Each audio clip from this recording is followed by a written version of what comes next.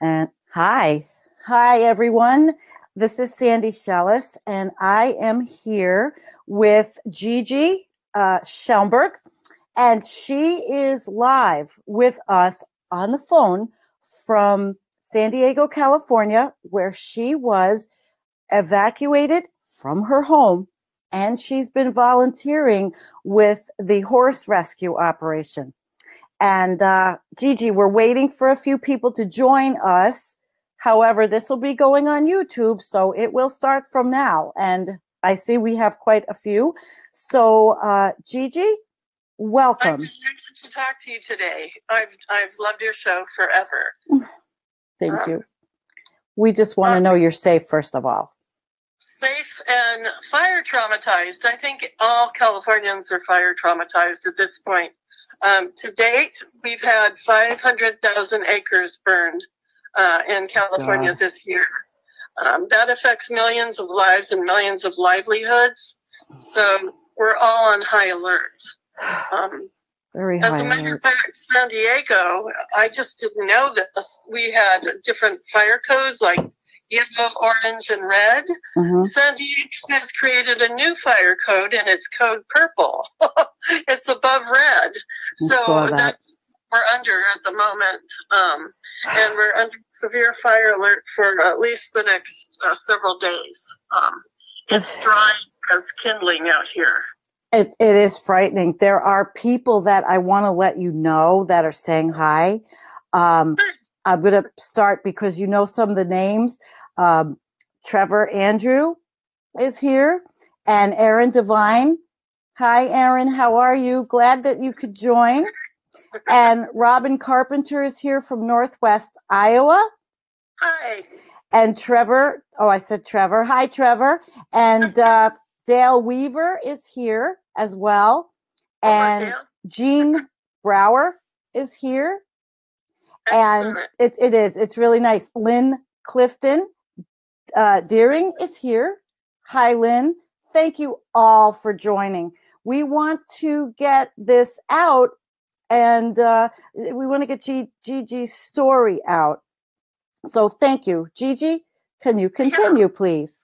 Oh, sure. Well, when you have a fire alert on your phone, basically it says you have minutes to get out. So you have to be prepared. It said, be prepared to evacuate any second. So I have an earthquake kit and a fire kit, and I left my home.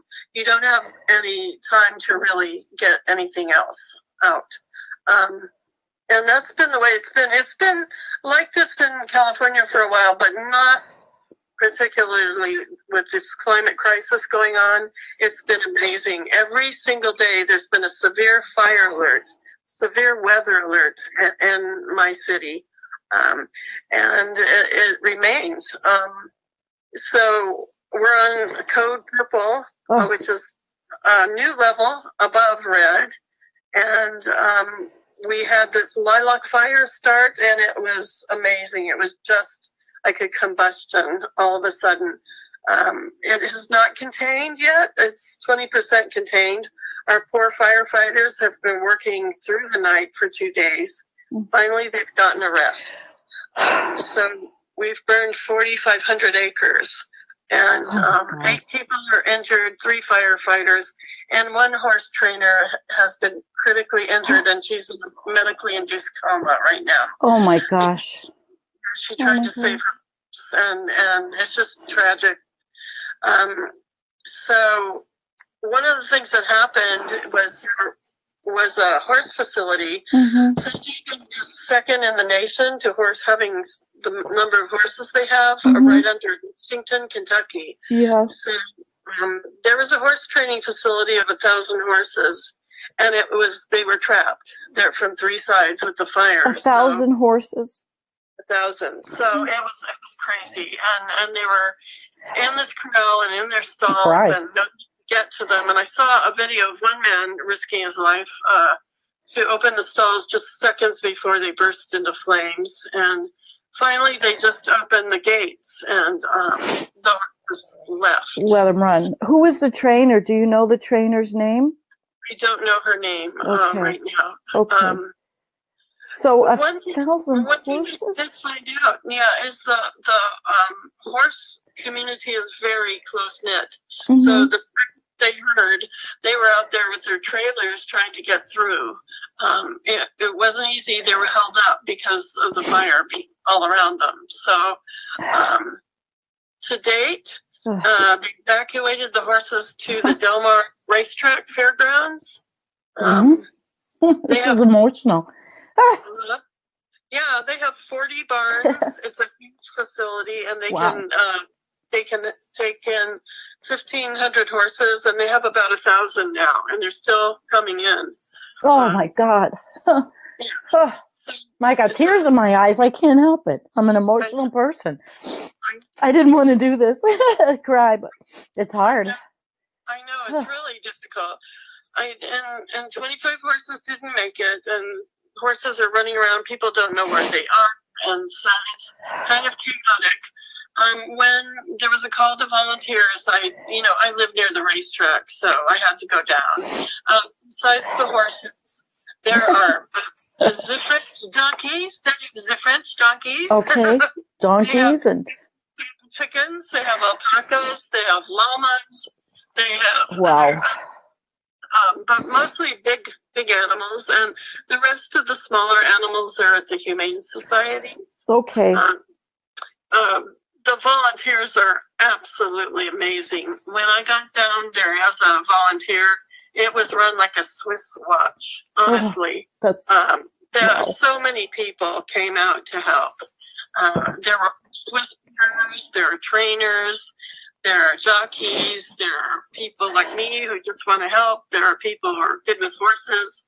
I picked up a couple people who had a lot of horse equipment, like bits and bridles, yes. leash horses. And I ferried them to the volunteer area, and we got to go and volunteer and look at the horses. And there were so many people volunteering. It was a tremendous activity. It was absolutely amazing. Very inspiring to see it is. People. Yeah, it was really, it's still inspiring. I'm going to go back down there today and continue to help out. Thank you. Thank people you. Are from Los Angeles and Mexico, Chula Vista, place pretty far away to help out. That's amazing. I'm still wiping my tears. I've been a mess through all this because I think of you, and I knew you were there, and I have relatives, and who doesn't? We all have somebody. Excuse me, in California, I'm a mess. Now, and we are so fire traumatized. I can't even tell you. I can't tell you. When I hear the word fire, I just jump, because I've been evacuated quite a bit. And I had one house burn, so I think this is the fourth time. You've had a house burn already? Yeah, it's actually funny. Lord. I was thinking about the evolution of my life and fire evacuations. Yeah. Here's how it was. In my 20s, I was able to grab my guitar and my birth control pills. Oh, thank God. In my 30s, I grabbed my kids. In my 40s, I grabbed my scrapbook, my family scrapbooks, and now I just grab my cats and my cat food. So that's my fire story. The genesis of, but do you keep going back to a similar place, or where you are now? Did you expect this kind of fire to happen? Well, we had something called a cedar fire, and it was absolutely hair-raising because it was firefighters merged into one in a circle. There was nowhere to escape. So I went to the middle. It was absolutely atrociously attacked. They had no communications between all the fire departments, and they learned since then. So this fire was textbook excellent as far as managing the fire so far. Even though it was out of their control and remains a little bit out of the control, the way they're fighting it is absolutely amazing. They're really on top of it. So, and that is California. What is the agency overall? It's Cal Fire. Yeah, Cal Fire. Different fire agencies from California, and then I guess the Corps up Camp Pendleton is volunteering. Okay. And they have their choppers up there. The fire drops with the helicopters and the airplanes are really good help to the firemen, I think. Gigi, do you know where they take off from? The fire that drop the fire retardant? I don't know if it's NAS Miramar, but I know it's probably Camp Pendleton for the military. Okay. And then they get their water from various ponds that are in the area. And their turnaround time, one fire chief was saying his turnaround time when they were dropping through the night last night, they were dropping every 3 to 5 minutes. They did a drop. Every 3 to 5 minutes. My gosh. Incredible, yeah. So they're really going at it. And the problem is Sunday, the winds are going to kick up again. So it could happen all over again. So we're just kind of in the lull right now. And hopefully the winds stay, pretty. Well, being in a lull, how does that handle, how is that done? What is done during the lull to make it really shore up? They damp out some of the fires that are smoldering. They create a perimeter around the area, which we're trying to do. And they've let some of the people back into their homes. And that's what they're doing. And they're just preparing for tomorrow to see, what they can do. So some people are being allowed back in their homes. And they are. Yeah. Are they given instructions like wet the roofs, put your sprinkler systems on, or not because the water is needed other places? Are they giving those? Is that kind of guidance being given? No, I think actually they're just going to look and see what the damage is and if it's safe and what belongings they still have. And, pretty much they've wet down the entire region when they say you can go back. So there's still there's smoldering places. And again, it's just the lull in the storm, but it's a pretty amazing fire season year round in California. Year round. Gigi, you and I were talking and there was some commenting about what is the etiology or the reason that the Santa Ana winds are like they are. And we were talking about climate change. I thought maybe you'd want to elaborate a little bit on what people are talking about there in regards to this. Native Californian, I just have to say we're a semi-desert region, and we've had fires, but not like this. To me, it's a direct result of our climate crises, our climate change, which to me is a man-made situation, and it doesn't have anything to do with weapons of the government, or I don't know what people are saying exactly, but as a native Californian, I don't believe that at all.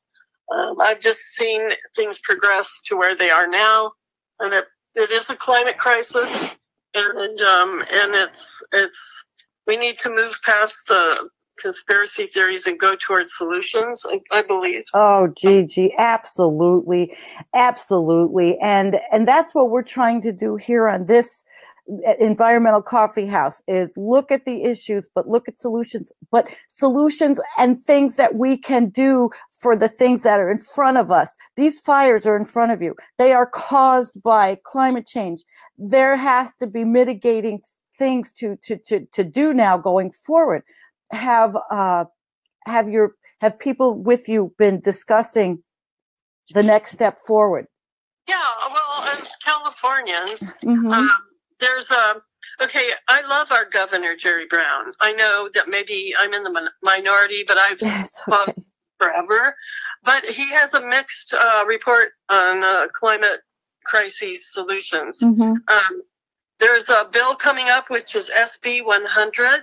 So I would call him relentlessly and urge him to sign it, because it says the bill is to make California 100% energy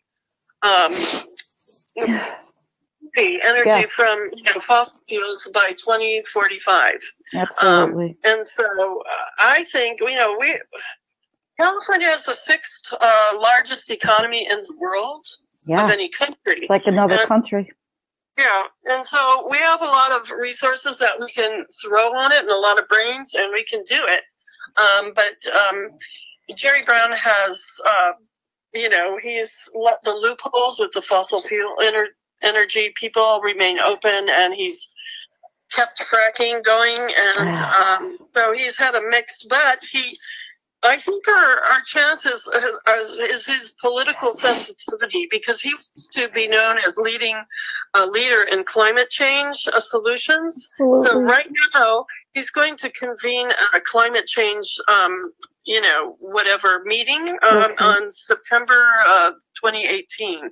So that's our time to hold him to the mat, because it's a politically sensitive thing, and sure. and so if he wants to be known as a climate change leader, to find solutions, then I think our chance is coming up.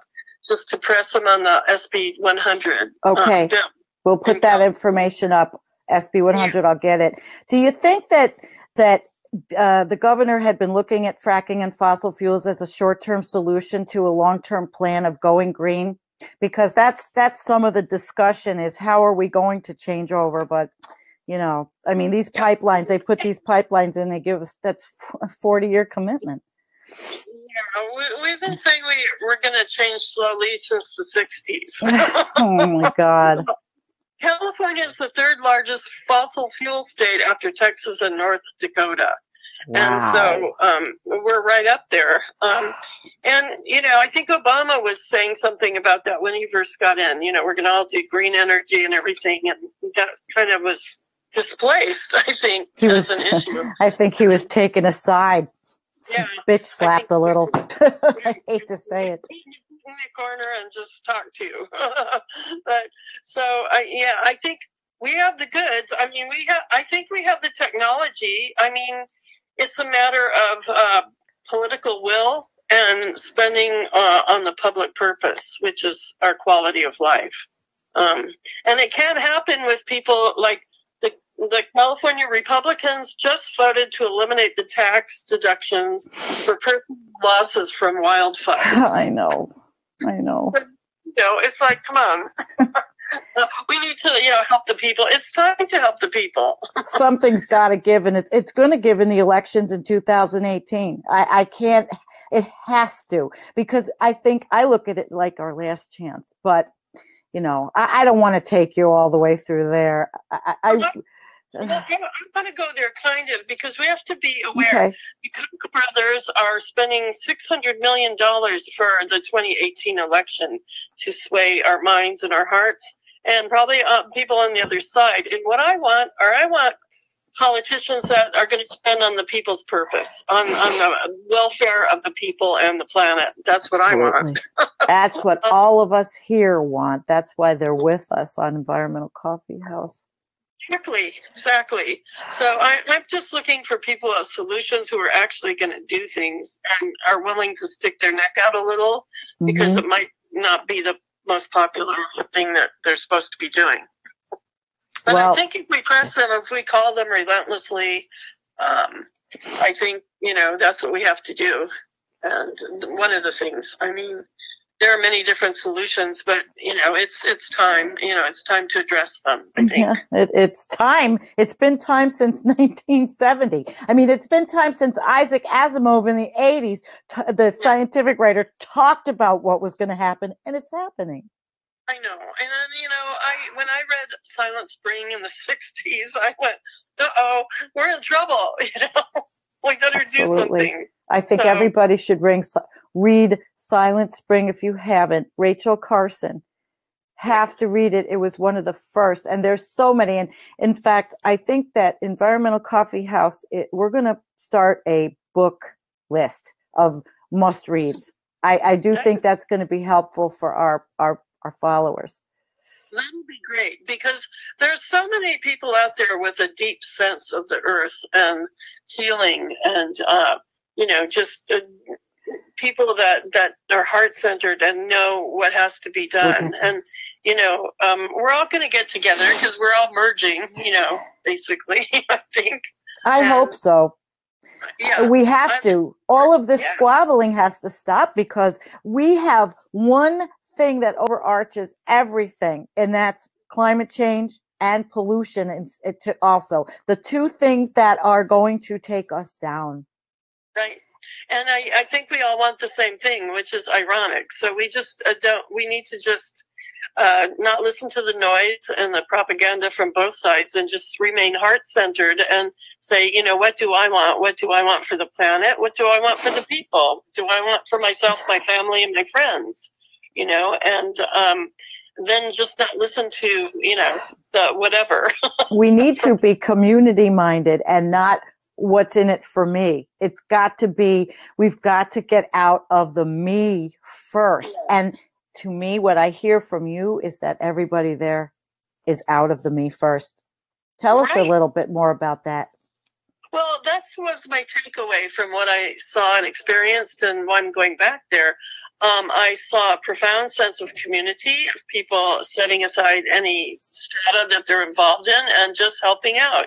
And I also saw that in the Occupy movement when I went down and brought them water and food. Mm-hmm. Everyone was helping. Seniors, homeless people, everyone wanted to help. And it was that sense of community that's, I think, natural. Absolutely. I do believe it's natural and it's healing. And that was the takeaway that I saw and experienced. And I think that's what we need to experience, and I think it's happening. I do think.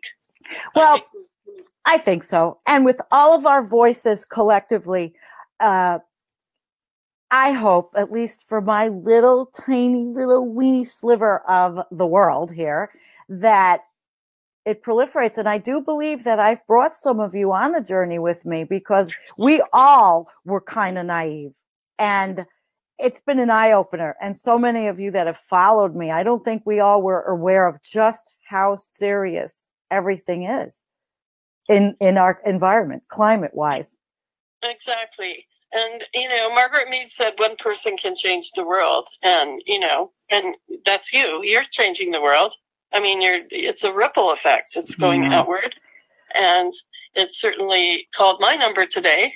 Yeah, I was thrilled, and not thrilled at what happened to you. That's frightening. But I was just so thrilled that you wanted to talk to everybody. And, everybody's seen your name on all the groups, because we've all been together for over a year, maybe a year and a half, in some of these fledgling groups. I was the person that did it was Bernie's Babes, and now it's Babes of the Revolution originally.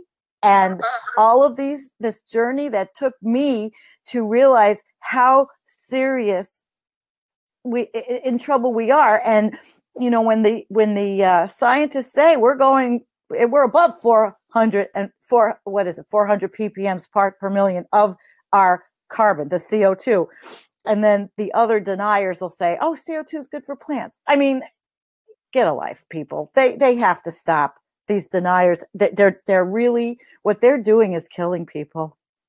That's right. And that's why our voices are important, because believe it or not, I think, if it reaches a sort of critical mass where it comes into the entire population of people, I think, as a popular idea, a lot of people's heads are in the ground, I believe, because of fear and living in micro austerity for decades. That's been created, I think, in our country, which is the wealthiest country in the world. Yeah, the wealthiest country in the world, and the cheapest. They want to be. That's right. Take us down a road that's pretty scary. They want what's going to happen with the other act, the Resiliency Act. I don't have the numbers in front of me.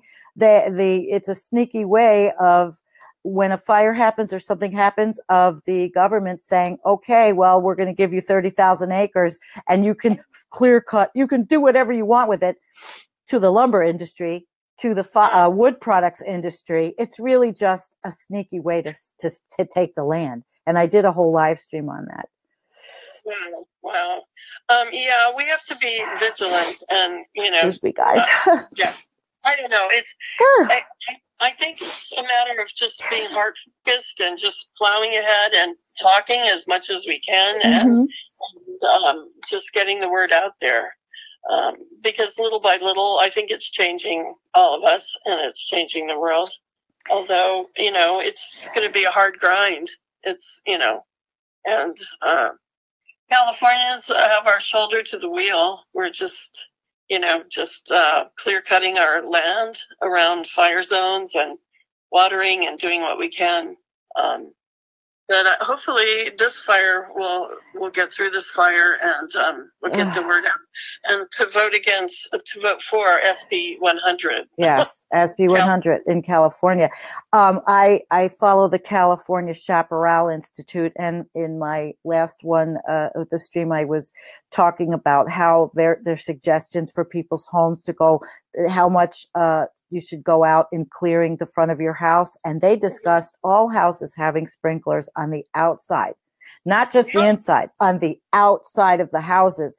And maybe that could help, and that every home has an independent, either a pond or a water source to power these sprinklers, just for that reason. Have you heard that? That makes sense to me, really, because if it can't get through the perimeter of the house, it's not going to get to the house. And I was talking to a friend last week, and she was having her roof replaced with fire retardant shingles because part of the problem is the wooden shingles people have on their older houses. Yeah. And those are fire frisbees. Fire frisbees. Wow. Yeah. That's a new one. Fire frisbees. The fire chief told me they were fire frisbees. They can fly like 5 miles a minute, so on fire. So they're pretty frisbees, So, Gigi. We're doing what we can. Yeah. But again, the big picture is the climate crisis we're in, and it eclipses everything. And but you know what? I want to shift just a little bit, and I wanted to ask you, how are people doing with children and house and pets? Besides, you got your cats out. How are other people doing with getting pets out? Are people leaving their pets behind, like we heard in Santa Rosa? Oh, some people were, but I saw a man on TV, and he had snuck back through his avocado groves to get his cat. And I said, "Oh, thank you." But the shelters, for the first time I heard, the shelters that we have for evacuees, allowing the owners to sleep with their pets. Thank God. Oh, that's beautiful. I know it is, because I wouldn't want to be separated from my animal at all. My little cats. Absolutely. I know, even where we are, I have 5 cats that, are rescues, and I have 5 cat carries. And if there's ever something catastrophic here, we had the tornado last year, we weren't even home, but I want to be able to get my little ones out, and yeah. So I think they're more aware of people and their pets, and they're allowed to sleep with them, which is great. And I know people are sleeping in their stalls with their horses because the horses are spooked, and a lot of them are having face masks. Oh, they're not. They're quieted, down. And the ones who were burned, they've been triaged to another place to have vets look after them. Oh my gosh, what a nightmare. Yeah, it is. And, the one encouraging thing I've seen through this fire is that they learned so much from the last fire, and they were on it. I mean, they were completely, it couldn't have been a better response. And not only from the community, which just was amazing, but the fire people were just completely coordinated. Was the San Diego Zoo impacted at all? No. Okay. So give us an idea of the parameter. I mean, we've seen it from the satellite pictures. I'm sure I put them up, and we've seen it. But when you're in it, what's the area in California specifically that is getting targeted the worst? Actually, well, boy, there are a lot. 5 fires that are being fought right now. The ones in Santa Barbara, Ventura going up to Santa Barbara now are really big. And then our lilac fire is our big fire burning from Fallbrook to Oceanside and out to the sea. So those are our big fires.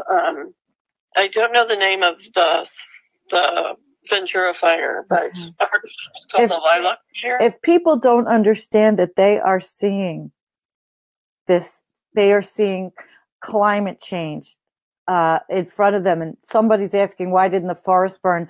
The forests do burn, but trees hold water for a very long time, Isabel, and there is no plot here. This is just, and I will put up information. I'm going to put up a lot of information onto this live stream about how fires burn, how certain trees are resistant, palm trees, things like that. Well, in California and San Diego, what you could see on our live coverage, the trees were like exploding. They were burning so fast. I mean, there was one incredible shot where all of the palm trees were on fire and they looked like burning candles. Well, somebody had asked that question here about why didn't the forest burn, and it's you have to look to scientific evidence and not to other people and other people talking 3 or 4 times from a video they saw and are trying to extrapolate this to be something that it's not. I mean, climate change is serious enough. Droughts are serious enough. Not only that, in Bel Air, for instance, which, you have multi-million-dollar homes, they water them constantly, so they're not going to burn as much. But I'll tell you, in San Diego County, they went up like, just like a bone. And eucalyptus trees will literally explode because of the way they're structured. And people water a lot, in certain areas. And those are the things, if you see, they're not going to burn it. Right. Absolutely. So what would you like to tell everybody that's with us? If from your heart, what more would you like to communicate? Because I know I don't want to keep you long. I know that you need to get back to your beautiful volunteer efforts. So just hug your loved ones, be prepared, and do something every day. Whether it's calling your representative or whatever you can do, just do something every day, because that's what we all need to do. And that's what I'm going to do, and I hope everyone does the same. I love you guys. Thank you so much. There's some comments I'm going to put up to read to you. Helicopters look at homes burning, not wild land. And Lane says native plants are resistant, not the ones you buy from Walmart. Lee Hampton's on with us. Now, we know the weather's goofy. It's the jet stream. And the South has got snow. Tampa got snow. It's going on everywhere. And a tornado hit South Iowa on Monday. It's only going to get worse. And I'm not an alarmist. Yeah. I'm an educator. I don't want to alarm people. What I want, and what you want, Gigi, I'm sure, is for everyone to be prepared now and realize that you've got to have a plan for safety anywhere you live, for food, and to have food, and to be able to have power, and don't rely on just the gas line that might come into your house, which I don't have any of that because I'm so rural. What I do is I have a full tank of gas. I have a lot of water stored, which, we had blackouts and brownouts, and we also have earthquakes that are pretty impressive. Wow. So the minute that happens, the 2 things that shut down are food stores and gasoline stations. So people walk around like zombies. If you go right after an earthquake, people are just walking around dazed because they have nothing, right? They have no resources. So at the bare minimum, that's a good way to start, and just keep some sort of pantry situation going. Also, you can buy little what the chefs use, those little not grills, they're like burner stoves, the one burner stove thing, and you can get those for like $38, and that's what they use if they're catering or making omelets outside, and that's also a good thing to have in an emergency, because then you can heat your food up. Right. So right. that's yeah. Just all those things. Even go to see. There's a couple of websites. I joined a progressive prepper site. They're not. No, nothing's wrong with them. They're talking about what you have to do to have your house and your home, your kids, your animals, everybody, and everything prepared. And they're talking. There's indoor gardening and just all kinds of things for the future.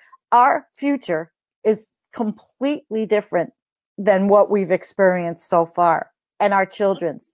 And the children, resiliency, they have to be taught how to do things and work with their hands. Yeah, it's come to that, and those are wonderful, excellent skills to have anyway. But it's always good to be prepared, because in our case in California, when you have to evacuate, it's within minutes. Absolutely. Lee says, and not the seasons anymore, must be prepared 24/7, 365 days a year. And Joanne Ricadio, I think I said it right, Joanne. She said, please help Turtle Dreams in Montecito evacuate if needed. She has thousands of turtles and tortoises. I would like to I will put up, and Gigi, if you help me, just text me some names and I'll get all the information of rescues. And I'm going to make my donation, because I donate to through all of these things. I might be broke, but I'll take something and I'm going to donate. I donate typically towards animals. Oh, I know. Whatever anybody else wants is up to them. Is Montecito is Montecito in the fire path? I don't know. That's Joanne just had said that. I'll have to look that up afterwards. I can call their Humane Society and make them aware of the lady and where she is, and they can be on alert if it comes to that. Okay, that's great. And what we'll do is we'll use this live stream and I'll put in comments and I'll add to the top of it, and people can come back to this and look for names that you and I collectively get and information. And that way we can keep this going. Oh, good. Absolutely. Does anybody have any questions for Gigi before we wrap this up so she can go and tend to the horses? Heidi says, sending love, prayers, and invites from Southern Maine. Heidi's wonderful. And Joanne said south of Santa Barbara is where that the turtle sanctuary is. Yeah. I'll call the Humane Society people and tell them the location, the lady's name, and where it is and stuff. Okay. Yeah. Then that's what we will do. Thank you. I think we've taken a lot of your precious time, and we are all of us, Gigi, we are all so happy you are safe. Well, I love you all, and I just want to say, we hang together, we hang separately. Absolutely. But I think it's going to be collective and community. And every one of our communities is going to have to learn how to take care of each other, regardless of political party, because it's not going to matter when the shit's hitting the fan, and the shit's hitting the fan there. And I'm sure nobody's asking each other, what political party are you? Not at all. It's like the least thing we're thinking about. So, and that's the takeaway from all of this, really. Yeah. Absolutely. Okay. Well, Heidi says these fires are out of control, and thus we need to stop climate change. How can we? Well, Heidi, there's a lot of things out there. Heidi, that's the $1 million question. The last live stream with scientist Paul Beckwith, he had ideas. There's a lot. You can go and look at the videos from the COP21 summit. They're on YouTube. They're excellent. I've shared a few of them. And everything we publish every day, has either situations or solutions or links to solars or wind or whatever, but it's all getting to a political solution, because unless we change what's going on in Washington, if we can, we have to try, if we can, to vote and get the vote out, get progressives in that understand that we are at a tipping point. We are at a tipping point. And yes, it's frightening, and you're living through it. I know we could go on and on all day, but I know you are so busy. Robin with Stern is with us. He says fires will not stop until rains come, but will the rains come? Well, yeah. Robin, you know, with the way the jet stream is and how it brought the snow to Alaska, but even more than ever, record breaking, and then the heat to Southern California, we've been in the 50s. It's where we are supposed to have lake effect snow. It's insane. Yeah. On a positive note. Yes, let's do that. Try something positive too. This is a little bit controversial, but China has really become really aggressive in trying to get a hold of its pollution, and they've contracted with the Gates Foundation to build a fourth generation fast nuclear reactor, even though it's controversial. Oh, it is. It is. Clean up a lot of that area. And then also Putin has assembled like 1,500 people he's going completely organic, and he's going to be wanting to be the world's leading exporter of organic stuff and food. And he's also just totally into climate crisis control. So those are two countries that we don't normally think of being aggressive about the problem, but, you know, in some direction. Well, but then again, with Russia, they're also looking at the Arctic ice melt as an opportunity to get their ships through without cutters and drill. So, you know, it's a mixed bag. What can I say? Well, it's a mixed bag everywhere. You know, it is. I mean, every country's trying to implement, most countries, although there's a lot of deforestation going on in Brazil. And that just speaks to the corruption of Michael Temer. And, Fiesta Cranberry from San Francisco has joined. She says, we have been near 70 for weeks with warm, dry winds from the east. December should be our coldest month. So everybody's coming on and jumping on. Hi, Gigi. I mean, I think we could go on, but I know you have to go. So everyone, thank you so much. Gigi, bye for now. Yeah, Gigi has to go, but Gigi, we are, again, our hearts are with you. Be safe. Thanks. Okay, love you. Bye. Love you too. Bye-bye. Okay, everyone, thank you for coming. This was wonderful. Gigi is amazing. We're gonna get the information up here. Use this stream as a go back to, so that you can look for information that I put up on rescues, fire safety, all kinds of things. I'm gonna find. Okay, so have a good day. Thank you. Peace.